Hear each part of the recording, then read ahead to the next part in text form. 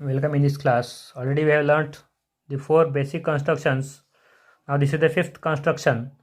Construction of perpendicular line passing through a point on the given line, segment or line. आपल्या इथं मात्र लक्षात ठेवायचं आहे की तुमची लाईनसुद्धा असू शकते किंवा तुमचा सेगमेंटसुद्धा असू शकतो. आता आपण इथं मी घेताना सेगमेंट घेतलेला आहे, त्याच्यावेळी तुम्ही तिथं लाईनसुद्धा कन्सिडर करू शकता. आपण आता इथं नेमकं काय लिहिले बघा. Draw segment AB of length 6.5 cm. Take point P on the segment AB such that AP equal to 3 cm and A dash P dash B. Draw line L perpendicular to line segment AB passing through the point P. आता point P आपल्याला असणार आहे, तो segment AB वर असणार आहे आणि त्याची कंडिशन दिली. त्याची तुम्हाला सिंपलमध्ये विचारू शकतात. Draw line L, take point any point P on it and draw perpendicular passing through point P असं सुद्धा विचारू शकतात. मी थोडीशी कंडिशन एक्स्ट्रा घेतलेली आहे, तुम्हाला असं सुद्धा परीक्षेमध्ये विचारू शकतात. त्यामुळे आपल्याला ही अशा प्रकारची सुद्धा कंडिशन मी मुद्दाम घेतलेली आहे. त्याच्यापेक्षा सिंपल प्रोसिजर आहे ती अगोदरची मी मागे सांगितल्याप्रमाणे. आपण ते सुद्धा नंतर बघूया कशा प्रकारे आपलं ते कन्स्ट्रक्शन करता येतं. आता पहिले आपल्याला कंडिशन दिली ती कंडिशन याप्रमाणे आहे की आपल्याला पहिल्यांदा सगळ्यात सुरुवातीला सेगमेंट AB ऑफ लेंथ 6.5 घ्यायचं आहे. आता परपेंडिक्युलर बायसेक्टर काढण्यासाठी कंडिशन अशी असते की आपल्याला थोडी वरती जागा असणं गरजेचं आहे. आपण आता 6.5 सेंटीमीटर असणार आपण सेगमेंट काढूया.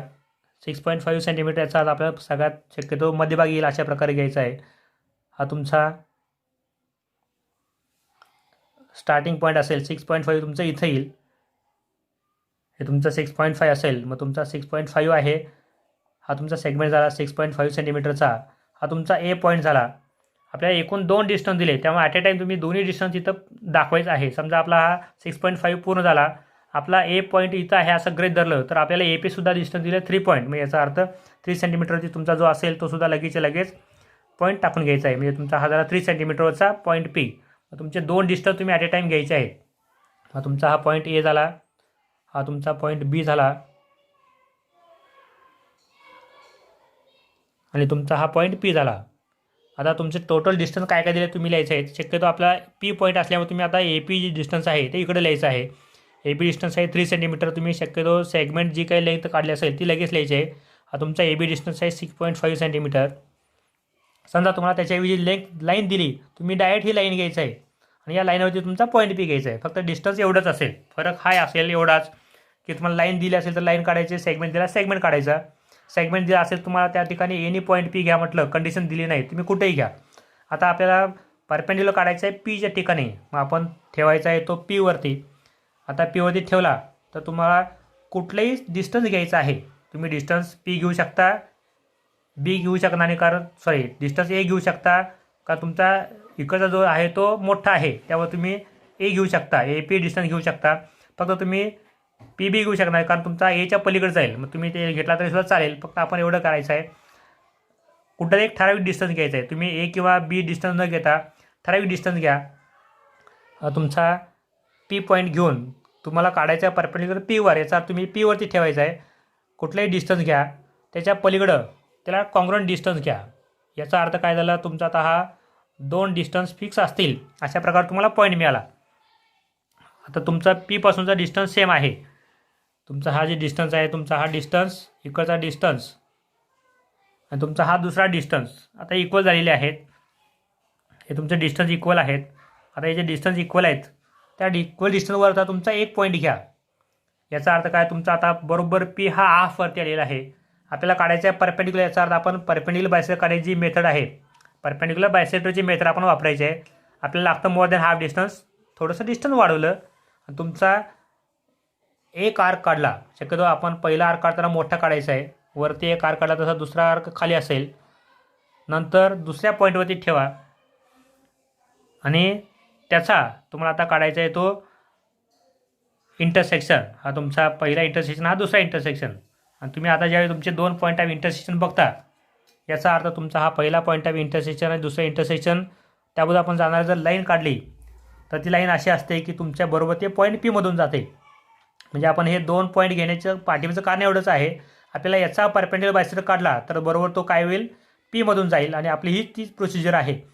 आपण जी पहिली दुसरी प्रोसिजर केली होती की परपेंडिक्युलर बायसेक्टर काढला होता, तीच आपली प्रोसिजर आपण इथं केलेली आहे. फक्त हा फरक एवढाच आहे, आपण इथं डायरेक्ट प्रत्यक्षामध्ये एंड पॉईंट अशा प्रकारे निवडलेत की तुमचा हा पी मिड पॉईंट आला पाहिजे. म्हणजे ऑटोमॅटिकली आपला तिथं परपेंडिक्युलर बायसेक्टर काढण्याची मेथड आहे आपण ती वापरल्यासारखी आहे. म्हणजे आपण अगोदरची बेसिक कंडिशन इथं वापरले, कन्स्ट्रक्शन बेसिक कन्स्ट्रक्शन आहे, पण आपण इथं वेगळ्या पद्धतीनं वापरले. इथं मात्र आपण परपेंडिक्युलर बायसेक्टर सेगमेंटच काढलेला आहे, पण इथं आपल्याला कंडिशन वेगळी होती.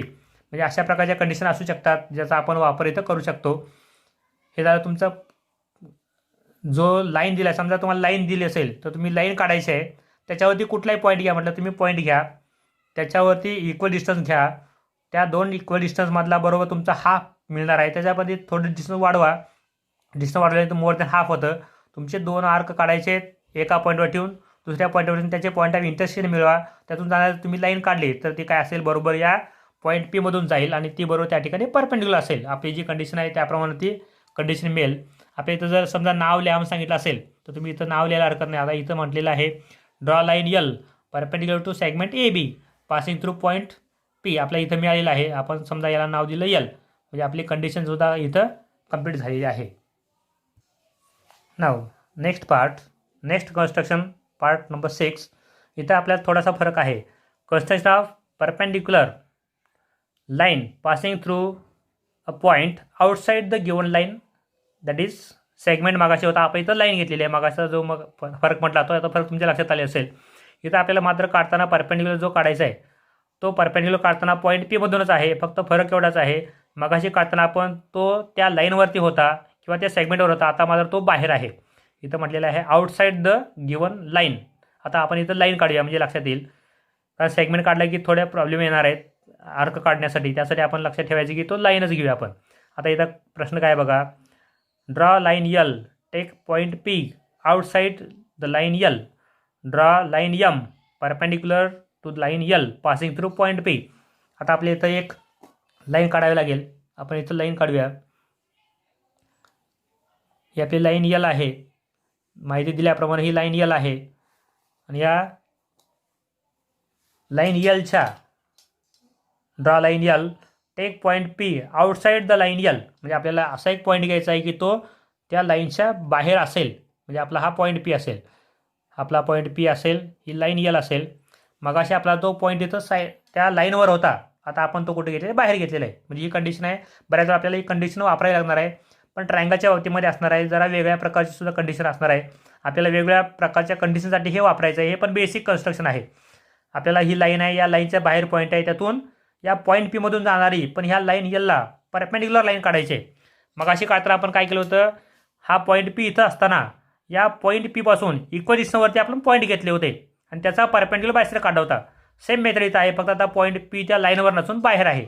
आपण त्याच्यावरती ठेवला, कंपास त्याच्यावर ठेवला आणि कंपास ठेवल्यानंतर आपण काय केलं, त्याच्यावरून तुमचा डिस्टन्स अशा प्रकारे घ्यायचा आहे की तुमचा तो डिस्टन्स बरोबर त्या लाईनवरती असेल. म्हणजे आपण डिस्टन्स अशा प्रकारे घेतलं की आता हे समजा मी इथं असं दाखवलं की एक कमी आहे. समजा मी डिस्टन्स अशा प्रकारे वाढवत न्यायचं आहे की ते तुमचं डिस्टन्स त्या लाईनच्या पण थोडंसं पलीकडे गेलं पाहिजे. थोडंसं पलीकडे घ्या, एकदम जास्त अंतरावर गेला तर तुमचा तो पॉईंट ऑफ इंटरसेक्शन जास्त अंतरावरती मिळेल. आता आपण थोडं डिस्टन्स पलीकडे गेलो आणि आता आपण फक्त एवढंच करायचं आहे की त्या डिस्टन्सचे तुमचे बरोबर 2 आर्क काढायचे आहेत. आता आपण जे डिस्टन्स घेतलं त्या डिस्टन्सचा हा पहिला आर्क असेल आणि तुमचा दुसरा आर्क असेल. म्हणजे तुमचे हे दोन्ही आर्क हे याप्रमाणे मिळाले. आता तुमचे ह्या पॉईंटपासूनचे 2 डिस्टन्स इक्वल मिळाले. आता आपल्याला फक्त ह्या सेगमेंटचा, समजा हा सेगमेंट गृहीत धरला, 2 इंटरसेक्शन आहेत, याचा अर्थ हे 2 पॉईंट्स घेतले तर हा सेगमेंट मिळाला. याचा आपण जर परपेंडिक्युलर बायसेक्टर काढला तर आपल्याला काय मिळेल, नक्की तो परपेंडिक्युलर बायसेक्टर ह्या इक्वल डिस्टन्समुळं तो बरोबर या पीमधून जाईल आणि हा परपेंडिक्युलर असेल. आता आपल्याला एकूण ऑलरेडी 2 पॉईंट घ्यायची गरज नाही आहे. परपेंडिक्युलर बायसेक्टरला आपण 2 पॉईंट घेतो, त्याची गरज आहे. आता फक्त आपल्याला एक घेतला तरी पुरेसा आहे. आता आपण एकच कुठला घ्यायचा, तर ह्या डिस्टन्सवर, ह्या पॉईंट पीवर, पीवरून काढलेले जे 2 एंड पॉईंट्स मिळालेत, आपण इंटरसेक्शन मिळालेत, त्याच्यावर ठेवा.